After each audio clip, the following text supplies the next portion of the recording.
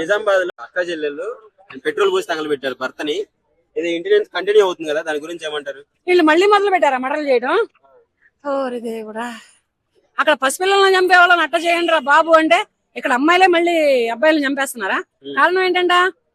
ఏముంది, తాగొచ్చి గొడవలు పెడుతున్నాడు అని చెప్పేసి. తాగొచ్చి గొడవ పెడితే వదిలేసుకో, వదిలించుకో, లేకపోతే నీ బ్రతుకు నువ్వు బ్రతుకు. అంత మాత్రానే చంపడం ఎందుకు? చంపితే నిన్ను పోలీసులు వదులుతారా ఏంది? ఇప్పుడు నీతో పాటు ఇంకొకళ్ళు ఎవరు యాడయ్యారు చంపడానికి? ఒకదాని కలిగాడే. అక్క చెల్లెలు ఇద్దరు. అక్క చెల్లెలే చంపారా? అక్క చెల్లెలు చంపితే దాని మొగుడే ఊరుకున్నాడు అబ్బా, దీన్ని ఈడిని చంపడానికి వస్తే. ఇద్దరు ఎనభార్యలే కాబట్టి. ఇద్దరు ఒకటి పిల్లలేనా? ఇది రెండేళ్ల పూజారా? ఇద్దరిని కలిపి వేధిస్తున్నాడని చంపాడు. అదేంటి అట్లా చంపడం ఎందుకు? వదిలించుకోండి ఇద్దరు ఇష్టం లేకపోతే. మరి ఇద్దరు ఎట్ట కట్టుకున్నారు? కట్టుకునేటప్పుడు తెలీదా? ఒకళ్ళు ఇడిచి ఒకళ్ళు అక్క చెల్లెలు ఇద్దరే కట్టుకున్నారు కదా, కట్టుకునేటప్పుడు మీకు తెలీదా? ఒక అక్కను కట్టుకుంటేనే వాడు ఎంత వేధిస్తున్నాడో తెలుసు కదా, తెలుసు మళ్ళీ చెల్లెట్టు కట్టుకుంది. మరి ఇక్కడ స్టెప్ మీరు రాంగ్ చేశారు కదా. ఆ చేసిన తప్పుని సరిదిద్దుకోవడం అంటే వదిలేసుకోవాలి. అతన్ని అంతటితోటి కట్ చేసుకొని మీ లైఫ్ లో మీరు లీడ్ చేసుకోవాలి. అంతేగాని చంపడం వలన ఏమొచ్చింది మీకు? ఇప్పుడు చంపడం వలన ఏం రాలేదు మీకు. మిమ్మల్ని లోపలేస్తారు. మీతో పాటు మరి పిల్లలు ఉన్నారో లేదో తెలియదు.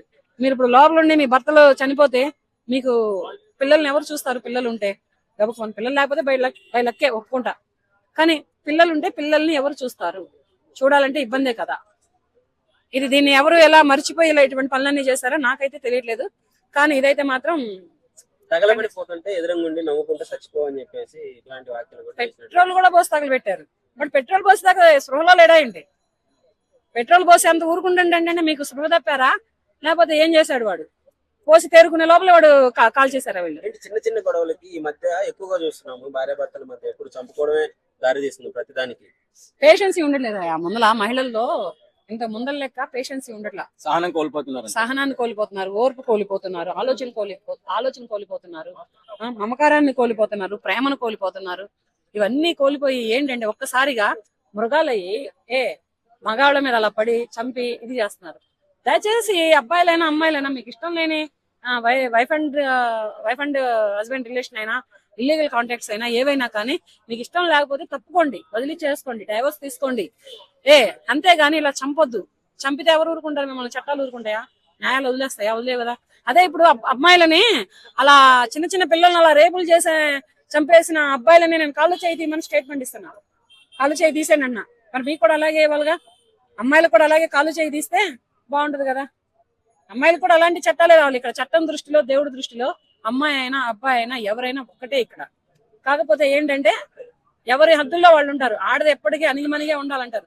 కానీ ఆడదాని సహనం ఇప్పుడు ఉండట్లేదు, ఓపిక ఉండట్లేదు, సహనం ఉండట్లేదు, ఏమీ ఉండట్లేదు. ఉండకనే ఇటువంటి అఘాయిత్యాలకి, ఇటువంటి అత్యాచారాలకి అలవాటు పడుతున్నారు మహిళలు. కొత్తగా పెళ్లి చేసుకోవాలని యువత కూడా చాలా భయపడుతున్నారు పెళ్లి చేసుకోవాలని. నేను ఎప్పుడో వద్దని చెప్పాను. మీరు గతంలో దీనిపైన మీరు వాక్యానుసారం మీరు చేశారు. మళ్ళీ ఇప్పుడు అమ్మాయిలు గానీ అబ్బాయిలు గానీ ఏం చెప్పాలనుకుంటున్నారు? ఇలాంటివి జరుగుతున్నాయి కదా. అమ్మాయిలు అయితే ఇప్పటికీ కాదు ఎప్పటికీ కూడా ఇప్పుడున్న జనరేషన్ లో చాలా దారుణంగా ఉన్నారు. వాళ్ళ పేరెంట్స్ ఆస్తులు అంటే అంతస్తులు అంటే ఇంకా దారుణంగా ఉన్నారు. ఇటువంటి దారుణమైనటువంటి పరిస్థితుల్లో ఉన్నప్పుడు అబ్బాయిల పేరెంట్స్ కొంచెం ఆచి తూచి సంబంధాలు చూసి చేసుకుంటే బాగుంటది. చేసుకోవాలి అనుకుంటే వాళ్ళు పెళ్ళొద్దురా బాబు మా పిల్లలు మాకుంటే చాలు అనుకున్న వాళ్ళు అన్ని సైలెంట్ చేసుకుని పిల్లలను చూసుకుంటే బతికేస్తే పోతుంది. ఇది ఇంతేగాని పెళ్లిళ్ళు చేసుకొని పిల్లల్ని కొడుకులను కోల్పోయిన తల్లిదండ్రులు, కూతుర్లను కోల్పోయిన తల్లిదండ్రులు చాలా మంది ఉన్నారు. కానీ మరి ఆ తల్లిదండ్రులు ఏం పాపం చేస్తే వీళ్ళని ఇటువంటి దారుణంగా కోల్పోతున్నారో తెలియదు. కానీ ఒక మనిషి ప్రాణం తీయడం అంటే అంత ఈజీ అయినటువంటి పని కాదు. అది చాలా దారుణం. అది అతను గొడవ చేస్తే అయితే కంప్లైంట్ ఇవ్వాలి, లేదా పుట్టింటికి వెళ్ళిపో. అసలు వదిలే, పుట్టింటికి ఎందుకు వెళ్తావు నువ్వు? కంప్లైంట్ ఎందుకు ఇస్తావు? వదిలేసావు అనుకో, ఒక్కసారి మళ్ళీ లైఫ్ లో వాడి దగ్గరకు రాలేదనుకో, నువ్వు ఇక్కడ వాడికి సరైన శిక్ష పడిపోయినట్టే. చంపి నువ్వు వేసుకుంటున్నావే శిక్ష, వాడిని చంపి నీకు నువ్వు శిక్ష వేసుకుంటున్నావే. ఎప్పుడు కూడా చంపడానికో లేదంటే చావడానికో వెళ్ళొద్దు. ఏ అమ్మాయి అయినా అబ్బాయి అయినా, లవ్ ఫెయిల్యూర్ అయినా లైఫ్ ఫెయిల్ అయినా ఏదైనా కానీ చంపేదాకా వెళ్ళొద్దు, చావేదాకా చచ్చేదాకా వెళ్ళొద్దు. వదిలేసుకొని సింగిల్ గా ఎవరి లైఫ్ వాళ్ళు లీడ్ చేస్తుంటే అప్పుడు నువ్వు ఎందుకు వదిలేసావో, నిన్ను ఎందుకు కోల్పోయారో అవతల వ్యక్తులకు అర్థమవుతుంది. అలా వాళ్ళు రియలైజ్ అవ్వాలి. కానీ మీరు ఇదేంటంటే చంపడాలు ఏంది, మర్డర్లు చేయడాలు ఏంది, ఇవేంది?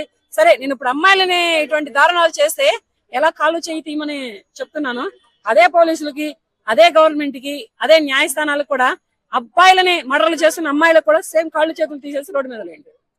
ఇటువంటి శిక్షలు వేస్తేనే ఇక మీద రాబోయే కాలంలో ఇటువంటి అఘాయిత్యాలు అత్యాచారాలు ఆగుతాయి. కానీ లేకపోతే ఇవి కాపడం పోలీసుల వల్ల కాదు కదా, ఏ పిఎం వల్ల కాదు, ఏ సీఎం వల్ల కూడా కాదు.